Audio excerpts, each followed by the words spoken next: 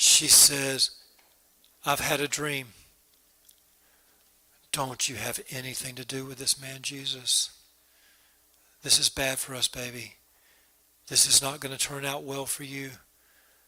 Don't you do it. But he's stuck. He's stuck.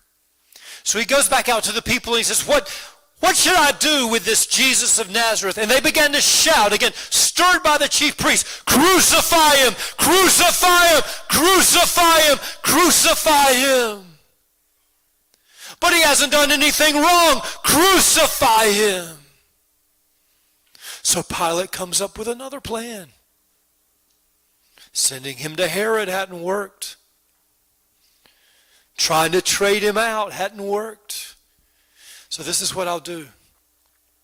I'm going to send him out to be scourged and beaten. Then I'm going to bring him back and let him see. Then they'll have pity on him.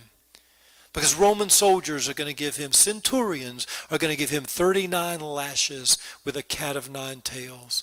Certainly when they see the result of what that man will look like and his body will look like, certainly they will take pity and will release him. So Jesus is taken out under Pilate's command to a post near the courtyard. There's a ring in the top of the post. And his hands are tied to that ring. So he's stretched out. And he's stripped naked. He doesn't have the loincloth on. He's naked. A cat of nine tails was a heinous weapon. I've described it to you before. But for those of you who've not heard this or who have forgotten it, let me describe it to you again.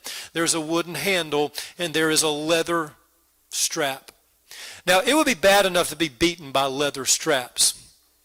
That hurts. If you ever got the belt when you were a kid, you can say amen. Amen. Yeah? That hurts. Think about several of those at one time. That's going to hurt you. But the Romans didn't find that cruel enough. So what they would do is they would take little metal balls and they would sew them in to the leather. So now, not only are you getting hit with leather, that's going to burn, but now you're getting hit with these little metal balls, that's going to bruise. That's not cruel enough. Now we have to sew in animal bones to the leather.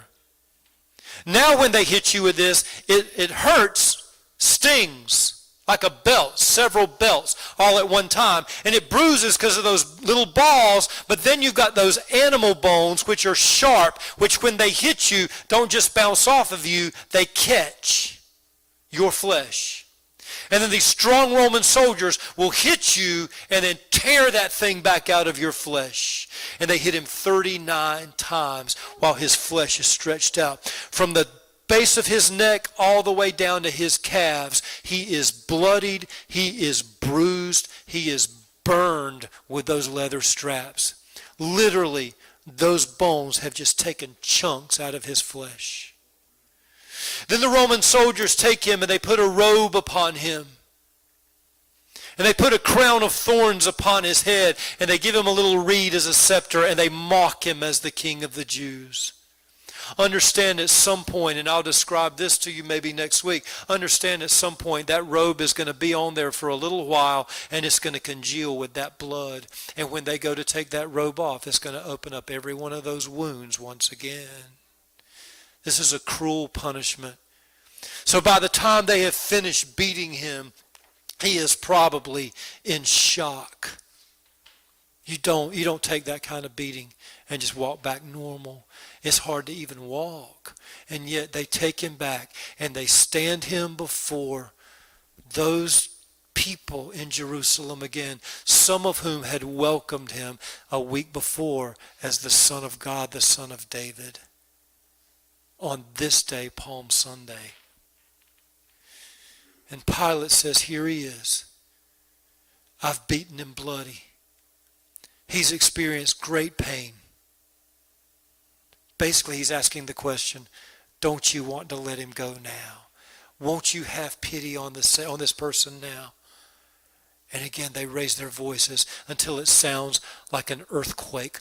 Crucify him! Crucify him! Crucify him! I tell you what, let's do this. Stand up with me. Stand up with me for a moment. Let's pretend we're that crowd in Jerusalem. I want you to shout. This is not bad. Think about it being in a play. I want you to shout to the top of your lungs.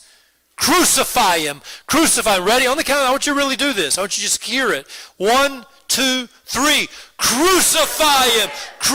Louder. Crucify him. Crucify him. Crucify. Now sit. Did you hear that? Did you hear the noise? Did you hear that? Now think about that. Some of y'all wouldn't do it. That's okay. It's okay. But can you imagine what it must have been like to be in a crowd of maybe 1,000 people and that kind of noise coming at you? A couple of years ago we did His Last Days, that cantata, and we portrayed that. Do you remember that? Do y'all remember that? With just a few people. Nothing would have matched that noise. And the Bible actually says they did it so vehemently it sounded like an earthquake. So now Pilate's really stuck. But then the Jews come to him and say, look, you either crucify him or you're no friend of Caesar's. So when they do that, they're accusing him of treason. Tiberius, the emperor, is known as one of the most evil, mistrustful, jealous rulers in the entire world ever. Think Hitler of his age. When you start to say, I'm